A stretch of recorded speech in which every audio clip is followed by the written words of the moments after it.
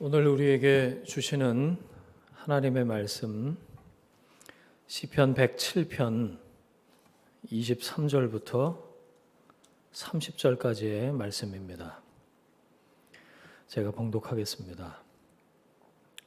배들을 바다에 띄우며 큰 물에서 일을 하는 자는 여호와께서 행하신 일들과 그의 기이한 일들을 깊은 바다에서 보나니 여호와께서 명령하신즉 광풍이 일어나 바다 물결을 일으키는도다.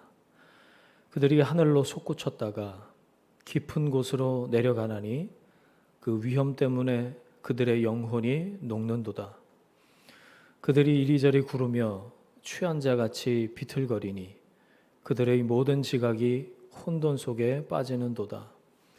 이에 그들이 그들의 고통 때문에 여호와께 부르짖음에 그가 그들의 고통에서 그들을 인도하여 내시고 광풍을 고요하게 하사 물결도 잔잔하게 하시는도다. 그들이 평온함으로 말미암아 기뻐하는 중에 여호와께서 그들이 바라는 항구로 인도하시는도다. 아멘. 성경 말씀은 인생을 항해에 비유합니다. 특히 오늘 본문 시편의 말씀을 보니까 깊은 물이라고 그랬죠. 이거는 계곡물이나 수영장이 아니라 바다를 이야기하죠. 깊은 곳으로 나오라. 24절 말씀에 보니까 하나님께서 행하시는 일들을 깊은 바다에서 볼 것이다 그랬습니다. 신약 성경에서 바다 하면 떠오르는 인물들이 있습니다. 풍랑을 잠잠케 하신 예수님, 그리고 바다 위에서 당황하는 제자들, 또 사도행전에 보면 풍랑에 휩쓸려서 죽을 뻔했던 사도 바울, 그 선교팀 일행 등이 떠오르죠. 주로 성경에서 이 바다를 낀 스토리가 묘사가 될 때 위기를 만난 상황을 묘사할 때 바다가 등장합니다. 그리고 그냥 바다가 아니고요, 풍랑, 광풍이 일렁이는 바다가 등장하죠. 우리가 다 짐작하고 동일하게 느끼듯이 이것은 우리 삶에 다가오는 위기들을 말합니다. 결코 원하지 않지만 피해갈 수 없는 우리 삶의 위기들을 이야기하죠. 제 삶에도 이런 비슷한 상황들이 있었습니다. 그중 하나가 신학대학 1학년 때 제가 소명을 받고 확인하고 들어간 그 신학교 한복판에서 이 위기를 맞닥뜨렸어요. 목회자로서 소명을 확인하고도 어려움이 계속해서 있었습니다. 신학교 한복판에서 소망 없음에 대해서 생각을 하니까 그 절망감이 이루 말할 수가 없었습니다. 비참했습니다. 그래서 그만두려고 했고요. 견뎌내기 정말 어려웠습니다. 완전히 다른 방향을 생각해야만 했으니까요. 그러던 중에 습관을 쫓아서 말씀을 들여다보다가 예수님이 그 갈릴리 바다, 광풍이 몰아치는 바다 위에서 제자들과 함께 그 배 안에 있었던 그 말씀을 묵상하던 중이었어요. 기숙사방에 그 막내 자리가 이 쓰레기통 옆에 문간에 있었는데 거기서 비참하게 오늘 그만두나 내일 그만두나를 생각하던 저에게 하나님이 이 말씀을 깨닫게 하셨어요. 주님, 우리가 죽겠습니다. 예수님을 깨우던 제자들을 향해서 예수님이 말씀하시죠. 바다를 향해서 명령하십니다. 잠잠하라. 그리고 제자들에게 말씀하십니다. 믿음이 적은 자들아. 당장 죽게 될 것만 생각했지. 저는 그때 그 신학교 한복판에서 절망 없음, 소망 없음을 생각만 했지. 저는 제가 탄 배에 예수님이 함께 계신다라는 사실을 완전히 잊어버리고 있었어요. 주님이 어떤 능력을 가지고 계신지 알았지만 잊고 있었고 어떻게든 내 힘으로 끝까지 버텨보려고 한 거죠. 결국 주님을 신뢰하기는커녕 맡기신 소명은 온데간데 없이 사라지고 내 갈 길을 내 마음대로 내 소원대로 찾으려고 하면서 괴로운 시간을 보내고 있었던 거죠. 주님이 저에게 말씀하셨어요. 내가 너와 함께 이 배 안에 있다는 것을 잊지 말아라. 쉽지 않겠지만 나는 너를 포기하지 않는다. 끝까지 함께 있을 거야. 두려워하지 말아라. 그 주님의 은혜가 지금도 쉽지 않지만 지금 여기까지 저를 인도하셨습니다. 성경에서는 인생을 바다에 항해하는 것에 비유하면서 동시에 인생을 광야에 비유하죠. 인생 어느 길목에서나 여러분 광야라는 이 대목을 우리가 접하게 되는데 객관적인 상황하고는 이건 별로 상관없는 것 같아요. 아무리 다른 사람들이 볼 때 야, 그만하면 괜찮은 거야. 그만하면 살만해 라고 이야기를 해도 내가 겪는 내 마음을 객관적으로 측정할 수 없잖아요. 여러분, 거친 풍랑을 만나셨습니까? 혹은 도저히 견딜 수 없을 것 같은 그런 광야를 지나고 계십니까? 오늘 말씀을 통해서 성령께서 여러분에게 말씀해 주시기를 바랍니다. 광야하면 구약의 대표적인 인물 출애굽의 지도자 모세가 생각납니다. 모세가 불타는 떨기나무 앞에서 하나님의 임재를 경험하는 것으로 그 믿음의 여정이 시작되죠. 출애굽기 3장에 모세가 소명받는 장면이 나오죠. 그때 하나님께서 모세에게 처음 말씀하신 게 내 신을 벗으라 였습니다. 내가 선 곳은 거룩한 땅이다. 내 신발을 벗어라 라고 명령하셨죠. 여호수아 5장 15절을 보면 여호수아가 요단강을 건너서 약속의 땅 가나안에 입성했을 때 하나님께서 여호수아에게 가장 먼저 요구하신 것도 신발을 벗는 것이었어요. 왜 하필이면 모세에게 그리고 여호수아에게 신발을 벗으라 라고 말씀을 하셨을까요? 하나님 앞에서 너의 전 존재를 비우고 멈추라라는 의미입니다. 믿음은 이렇게 멈춤으로부터 시작됩니다. 자기 욕망을 줬던 그 발걸음을 멈추지 않고서는 믿음이 시작되지 않아요. 시작될 수 없어요. 그 멈춤은 비움을 위한 멈춤이죠. 하나님 앞에서 멈추어서서 내 생각, 나의 이상, 나의 계획, 나의 판단, 나의 집착까지 버리는 것, 내려놓는 것. 여러분, 그런데 이것은 빈 깡통으로 살아라 그런 말이 아니죠. 하나님께서 우리 전 존재를 멈추고 비우라고 명령하신 이유가 뭘까요? 하나님께서 당신의 것들로 채워주시기 위함이다라는 거예요. 그래서 그리스도인의 자기 멈춤과 자기 비움은 자기 의가 아닌 거죠. 하나님께서 당신의 것들로 채워주시기 위해서 먼저 찾아와 주셨습니다. 할렐루야. 그래서 비로소 가능한 거예요. 모세가 스스로 신을 벗었기 때문에 하나님께서 부르신 것이 아니라 하나님께서 불타는 떨기나무 가운데에서 모세를 찾아오셔서 먼저 만나 주신 거죠. 그래서 모세는 일생 동안 80 먹도록 한 번도 생각해 보지 않았던 자기 비움, 자기 멈춤을 비로소 실행할 수 있었습니다. 여러분 기억하십시오.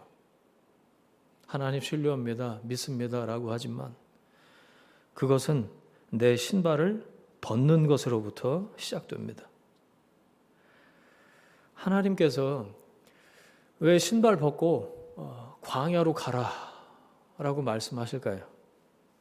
사랑하신다면서요. 사랑이신 하나님이 당신의 백성들, 그리스도인들, 당신의 사람들을 왜 풍랑이 있는 광풍이 일어나는 그런 바다 한가운데 두시고 또 견딜 수 없이 그냥 다 접어버리고 싶은 그런 광야 가운데 두시냔 말이에요. 겸손이라는 그 과정을 통해서 은혜라는 목적에 이르게 하시기 위함입니다. 은혜 받아야 살잖아요, 여러분. 은혜 받은 사람은 은혜를 받아야 살아요. 은혜 없이는 못 살아요. 하나님께서 계속 베푸시는 은혜가 있어야 삽니다. 여러분, 은혜 자리에 이르는 통로는 겸손밖에 없어요. 그것은 하나님 앞에 엎드리는 것, 하나님 앞에 비우는 것이죠. 십자가 앞에 내려놓는 것이죠. 은혜는 사모하면서 교만한 사람, 은혜가 뭔지 모르는 사람이죠. 은혜는 흐르는 물과 같아서 낮은 곳에 임합니다. 광야의 일막 겸손을 배우라고 하나님 우리를 거기에 두시는 건지 모르겠어요. 교만을 내려놓는 거죠. 이것을 몸으로 배워야 합니다. 그래야 은혜의 세계로 또 다른 차원의 은혜로 하나님께서 인도하신다는 얘기예요. 두 번째, 왜 하나님께서 당신의 사람들을 광야에 있게 하실까? 우리는 테스트를 통해서 순종을 배웁니다. 광야 학교에는요, 순종 테스트라는 필수 과목이 있는 거예요. 연습하고 테스트를 거치고 훈련하는 목적은 순종을 어떤 컨디션에서든지 순종할 수 있는가, 하나님께서 그것을 보시는 거죠. 영적인 싸움에서 이기기 위해서는 순종을 훈련하는 길밖에 없습니다.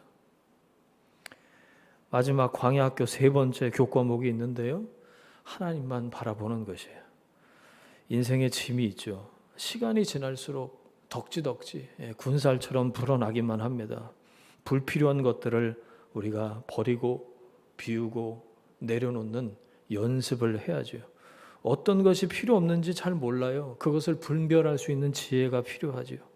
과감하게 포기하는 용기가 또 필요합니다. 고난 당하면요,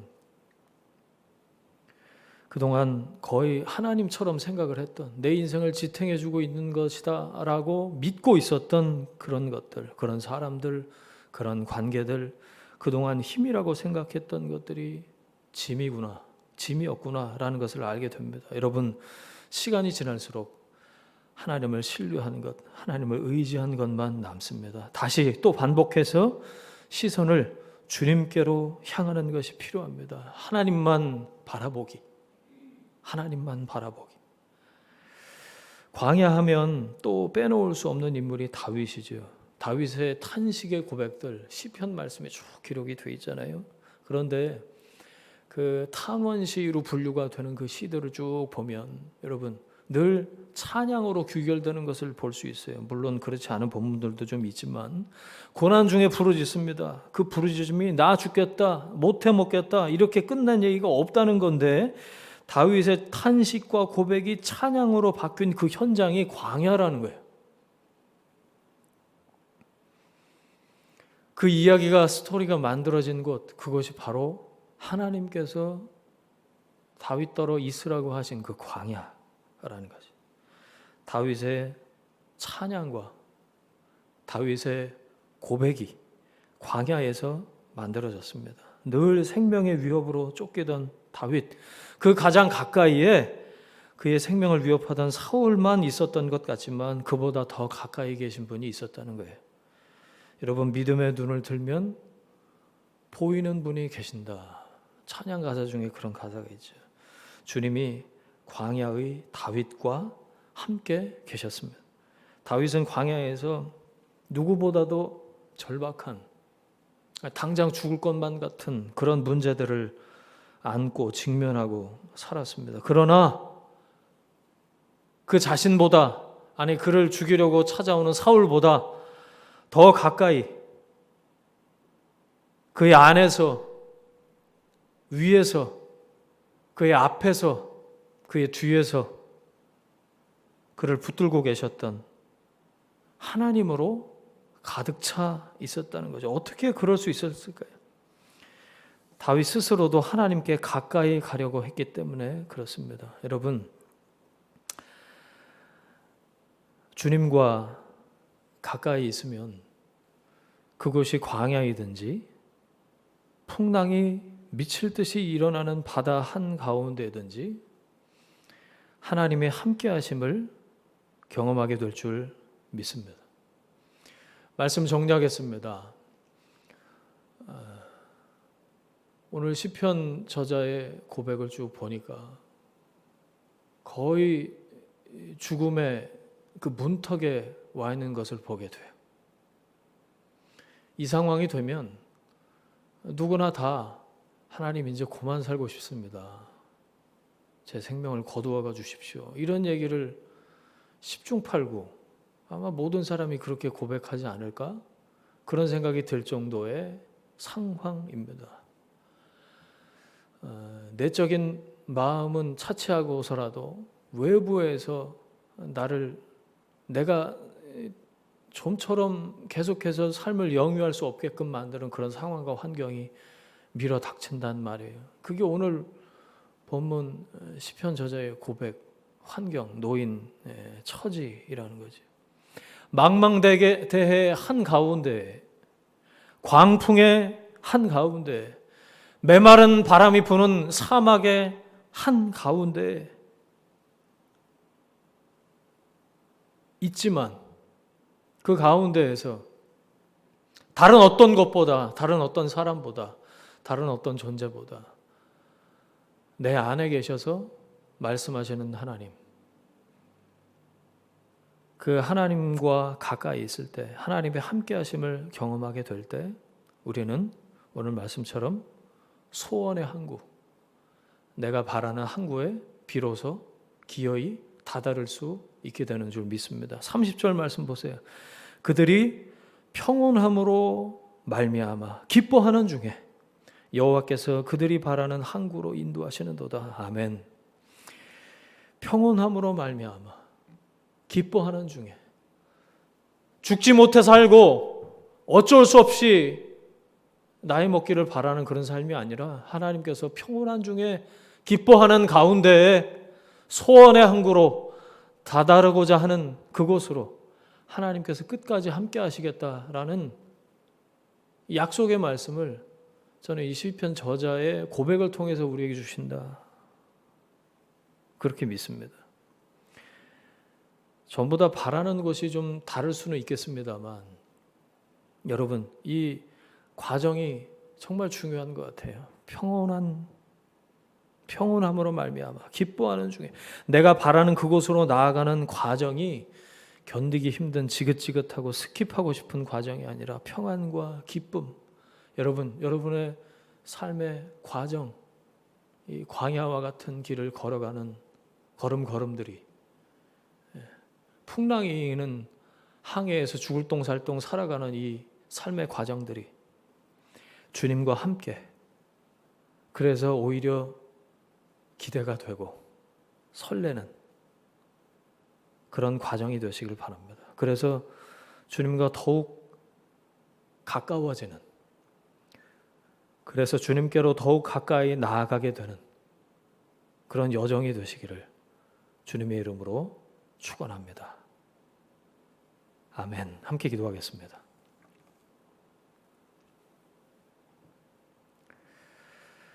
하나님 아버지, 나를 가로막는 그 바다 앞에서, 또 몰아치는 풍랑 앞에서